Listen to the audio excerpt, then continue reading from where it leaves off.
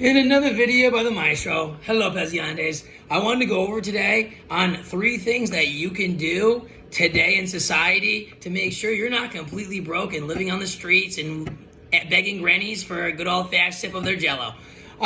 Number 1, don't have kids until you're financially stable. This is important. Most people are doing some little bit of sketchiness, a little bit of humpy dumpy. And guess what? They get 7 girls pregnant. Now they got 7 kids. Now they don't know what to do with their lives. And they're never going to be able to be financially stable because they have to take care of 7 kids. And then they end up moving to Zimbabwe and living in a hut. That's not going to help things. Make a lemonade stand in Zimbabwe. Actually, that's a good business idea. But yeah, it's not going to work out so well. So make sure you're financially stable. Make sure you have a job.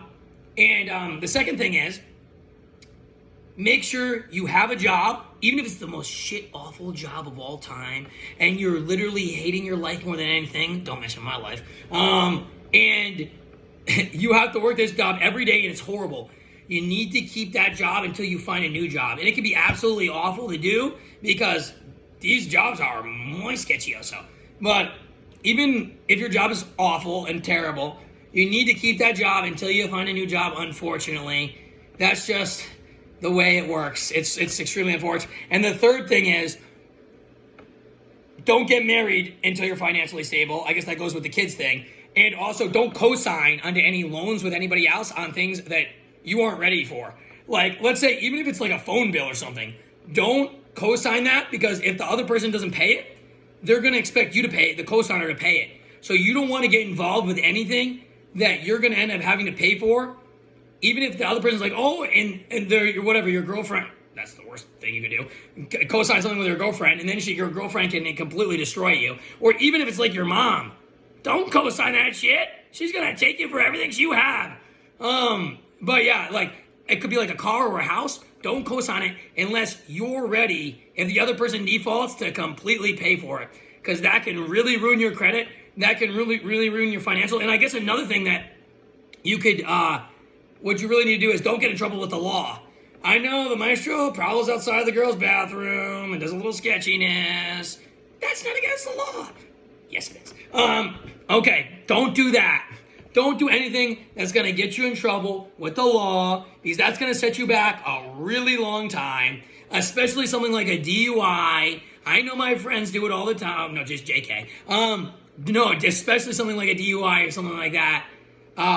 That can really set you back. Then you have no license. Imagine you get a DUI. You have no license. You have to pay crazy lawyer fees. You have to, no more Strippy C unless you get an Ubier. Who wants an Ubier to the Strippy C? Actually, that sounds pretty good. But anyway, it's not going to be good for your money. Okay? So stay out of trouble. Don't get married until you're financially stable, or ever. You Hefner. Make sure you don't have kids until you're financially stable. And I would even recommend to have a good family and be able to buy them and provide them for them, and have the woman really respect you, and the entire family be taken care of. You really need to make like $150,000 to $200,000 a year, and that's like in the top 1% of people. So it's actually really hard, because I would say even on like an $80,000 salary, that's, well, it's above average, obviously. But even if you have like 2 or 3 kids and you're only making $80,000 and your wife doesn't work, you're not really going to be able to do much. You're not going to be able to take them on vacation. You aren't going to be able to leave them at the house and go to the Strippy C and pretend you're on vacation. There's not many things you can do. You need to make like $150,000, and even that could be low. I mean, with $150,000, you can divide out your money good. And you need to make investments and things that are going to have a long-term effect. And trust me, it's hard for me to do too. I want the money and I want it now. So it's hard for me and annoying for me to do investments, but I did Vanguard's investment. It's not making me much, but it made me like $200 in a year. That was terrible, but or maybe over the course of the next 20 years, I'll make like $50,000 extra dollars.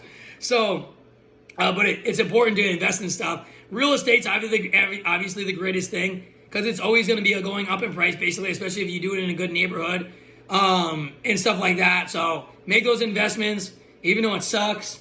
Always be saving a little bit of your paycheck. And yeah, make sure not to get connived. That's all I can say about that one. But I hope a little bit of legendary Maestro advice helped you Peziantes through life. And the Maestro will never give up.